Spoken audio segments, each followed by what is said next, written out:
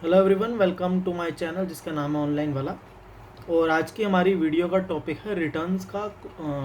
E commerce में returns जितनी generate होती हैं, आरटीओ, कस्टमर रिटर्न। तो आज का हमारा टॉपिक है रिटर्न्स का। तो बात करेंगे रिटर्न्स के बारे में। रिटर्न दो तरीके से आती है, एक आरटीओ आती है, कस्टमर रिटर्न आती है। तो आरटीओ रिटर्न होती है return to owner, return to origin.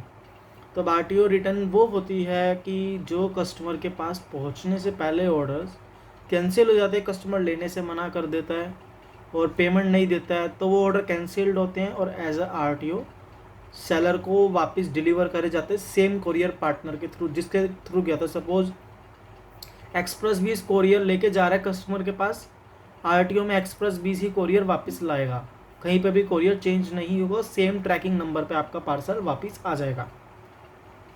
तो ये होता है आरटीओ। अब आरटीओ के रीज़न क्या होते हैं? कस्टमर कैंसिलेशन, फेक ऑर्डर्स और अनडिलीवरेबल एड्रेस। ये तीन इसके मेन रीज़न होते हैं जो आरटीओ ऑर्डर डिलीवर नहीं होता और आरटीओ आता है। अब बात करते हैं, पहला पॉइंट आरटीओ का कस्टमर कैंसिलेशन है। कस्टमर कैंसिलेशन क्या है कि कस्टमर के ऑर्डर प्लेस किया, उसको 2 दिन बाद कोई बेटर डील मिल गई, बेटर प्राइस मिल गया, तो उसने ऑर्डर कैंसिल कर दिया, या फिर डिलीवरी डेट से 1 दिन पहले उसने ऑर्डर कैंसिल कर दिया, या कैश ऑन डिलीवरी का ऑर्डर, उसने कहा भैया मेरे पास पैसे नहीं है, वापस ले जाओ पैकेट। तो पार्सल एक्सेप्ट नहीं किया और वहीं पे ऑर्डर कैंसिल कर दिया, तो जो कुरियर बॉय होगा वो उस ऑर्डर को कैंसिल करेगा, रीज़न मेंशन करेगा, customer denied to accept the parcel, customer refuse to accept the parcel, और उस पार्सल को वहीं पे कैंसिल करके RTO return to owner, return to origin initiate कर देगा और सेम ट्रैकिंग नंबर से पार्सल वापस आ जाएगा। दूसरा आरटीओ का मेन रीज़न होता है फेक ऑर्डर। फेक ऑर्डर का मतलब क्या होता है? मतलब मोबाइल नंबर मेरा, नाम किसी और का, एड्रेस थर्ड पर्सन का। तो उस केस में क्या होता है, पार्सल सेम स्टेट हब में तो जाएगा जौन सी स्टेट का ऑर्डर है, पर हब से आगे नहीं जाएगा। हब में जब एड्रेस वेरिफिकेशन होगा, कस्टमर के पास कोई मैसेज नहीं जा पाएगा, कस्टमर वहाँ से कैंसिल कर देगा कि मैंने कोई ऑर्डर प्लेस नहीं किया, तो वो ऑर्डर उस केस में आरटीओ वापस आ जाएगा। थर्ड रीज़न सबसे ज़्यादा ये दिया जाता है अनडिलीवरेबल एड्रेस। अब ये रीज़न कुछ मार्केट प्लेस पे दिया जाता है कोरियर पार्टनर के द्वारा। ये इसलिए दिया जाता है क्योंकि कहीं पे भी अगर कोई वेदर कंडीशन ख़राब हो गई तो कोरियर बॉय वहाँ पे डिलीवर करने जाएगा ही नहीं।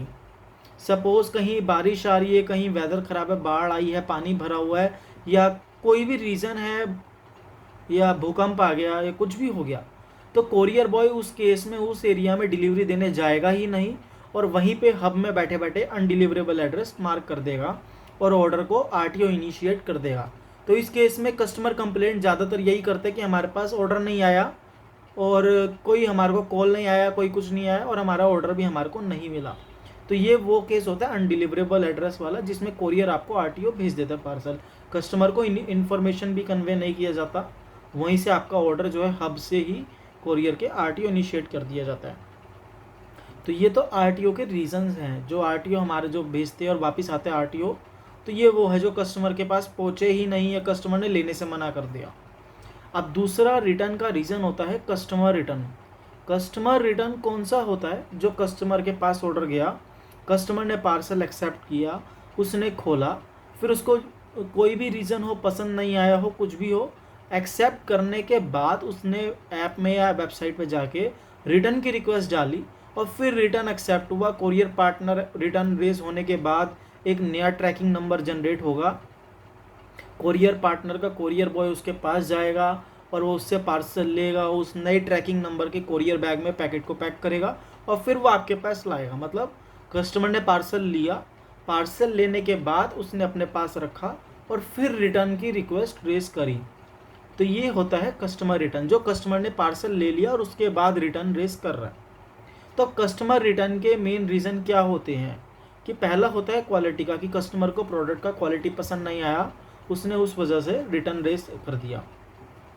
सेकंड रीज़न होता है डिफेक्टिव प्रोडक्ट। कस्टमर कहेगा कि भैया मैंने मंगाया था कुछ और ये प्रोडक्ट जो है डिफेक्टिव है, काम नहीं कर रहा है। इलेक्ट्रॉनिक आइटम में मोबाइल मंगाया, मोबाइल चल नहीं रहा है, स्पीकर मंगाया, स्पीकर में आवाज़ नहीं आ रही है, घड़ी मंगाई, घड़ी में काम नहीं कर रही है, टाइम नहीं दिखा रही है, तो वो डिफेक्टिव प्रोडक्ट इस तरह करके वापस कर देगा।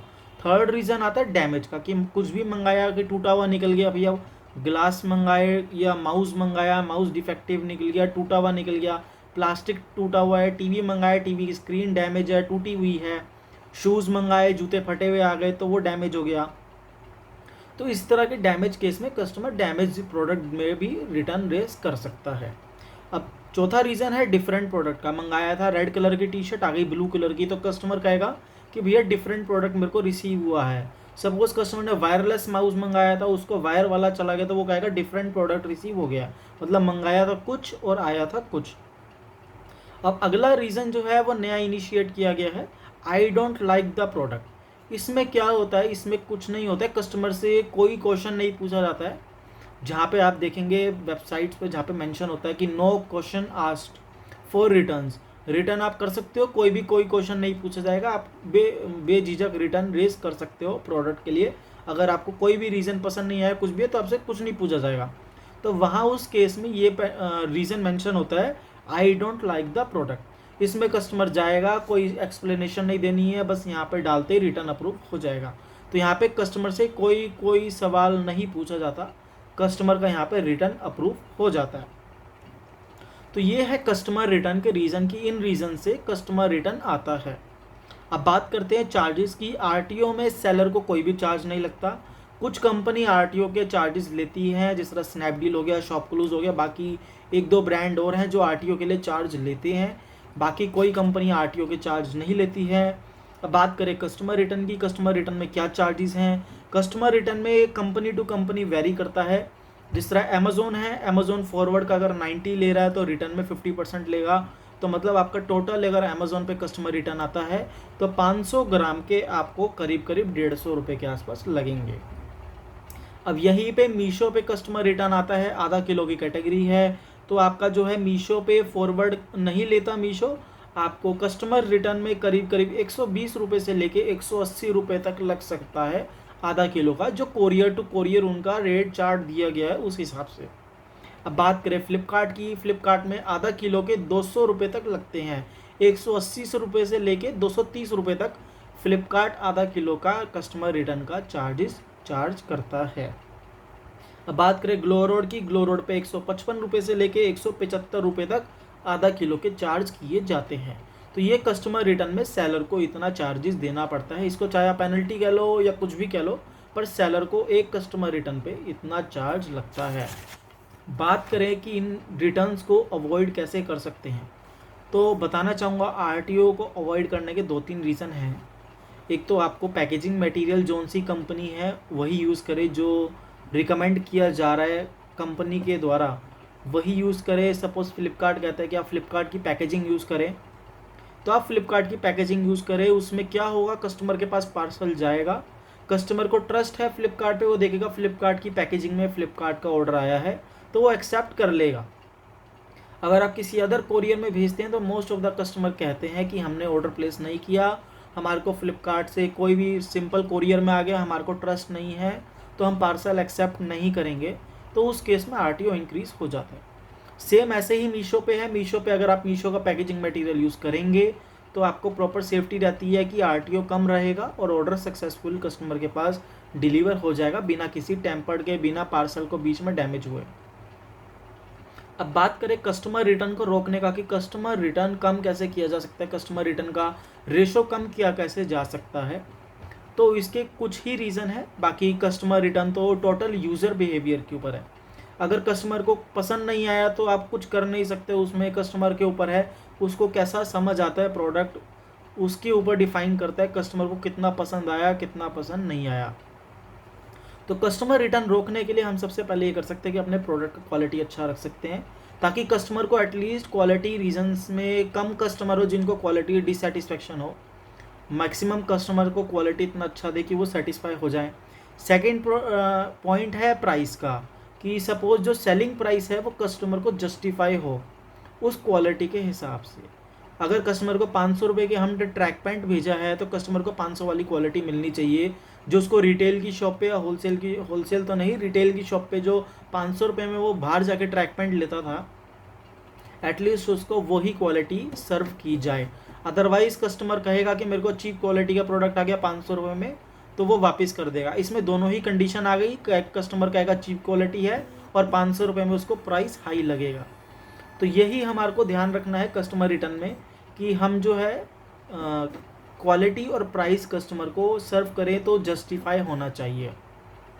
अब कस्टमर रिटर्न में काफ़ी सारे पॉइंट्स भी आ जाते हैं कि जेन्युइन प्रोडक्ट भेजे, जो दिखा रहे वही भेजे। पर उस केस में क्या होता है कि मैं मानता हूँ कि मेरा मानना है कि सारे सेलर्स इतने समझदार हैं कि सही ऑर्डर पे सही प्रोडक्ट ही डिस्पैच करेंगे। कोई सेलर इतना बेवकूफ़ नहीं होता, क्योंकि अभी मैंने आपको चार्जेस के बारे में बताया है। अगर एक भी कस्टमर रिटर्न सेलर के पास आता है तो उसको जो है ऑर्डर पे रिटर्न चार्जेस देने पड़ते हैं, प्लस उसका पैकेजिंग मटेरियल भी वेस्ट होता है, प्लस उसका कस्टमर भी ख़राब होता है, प्लस सेलर का क्या होता है, सेलर को नेगेटिव फीडबैक मिलेगा, उसका ऑर्डर फ्लो कम होगा, रिटर्न रेशो बढ़ेगा, सेलर का टाइम, मनी, इन्वेस्टमेंट और इन्वेंट्री सब ब्लॉक होगा। और यहीं पे सिर्फ कस्टमर का क्या जाएगा, मंगाने वाले का, उसको तो अमाउंट रिफंड आ जाएगा, कस्टमर का सिर्फ टाइम जाएगा। पर सेलर का टाइम, इन्वेस्टमेंट, मनी, स्टॉक, पैसा भी जाएगा, उसका सब कुछ जाएगा। तो मेरे हिसाब से कोई भी ऐसा सेलर नहीं है जो इतना बेवकूफ़ है कि सामने वाले ने ब्लैक कलर की टी शर्ट मंगाई है तो वो ग्रीन कलर की डाल देगा। वो ब्लैक ही भेजेगा, क्योंकि उसको पता है कि मेरे पास 200 रुपये का प्रॉफिट मार्जिन नहीं है और एक रिटर्न पे 200 रुपये कटेगा, प्लस उसको मार्केटिंग कॉस्ट भी देनी है सेलर को। तो इसलिए सेलर बहुत समझदारी से पार्सल भेजते हैं, क्वालिटी चेक होता है, उसके बाद ही जाता है। अब रॉन्ग रिटर्न्स के लिए मैं आपको सेपरेट वीडियो दूंगा जहाँ पे मैं आपको एक्सप्लेन करूंगा कि रॉन्ग रिटर्न्स क्या होता है, उसका क्या कॉन्सेप्ट है, कस्टमर को रॉन्ग प्रोडक्ट जा रहा था क्यों जा रहा है, और सेलर को रॉन्ग प्रोडक्ट आ रहा है तो वो किस लिए आ रहा है। तो आरटीओ और कस्टमर रिटर्न ये दो तरीके के रिटर्न है जो ई कॉमर्स पे काम किए जाते हैं और सेलर को मिलता है। तो ये दो तरीके हैं आरटीओ को कम करने के और कस्टमर रिटर्न को कम करने के। इसके अलावा हम कुछ भी कंट्रोल नहीं कर सकते हैं, क्योंकि फेक ऑर्डर को कंट्रोल हम नहीं कर सकते हैं और प्लस कस्टमर बिहेवियर को भी हम कंट्रोल नहीं कर सकते हैं।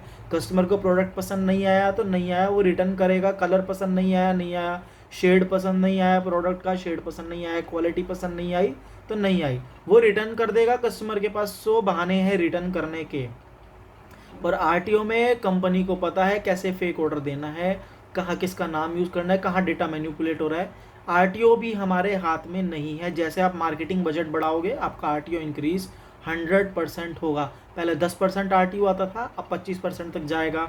कस्टमर रिटर्न का नॉर्मल रेशो जो है वो 10% तक रहता है मैक्सिमम, पर अगर आप मार्केटिंग करोगे और मीशो जैसे प्लेटफॉर्म पे रहोगे तो कस्टमर रिटर्न भी आपका 20 से 22% तक इंक्रीज ईजीली हो जाता है।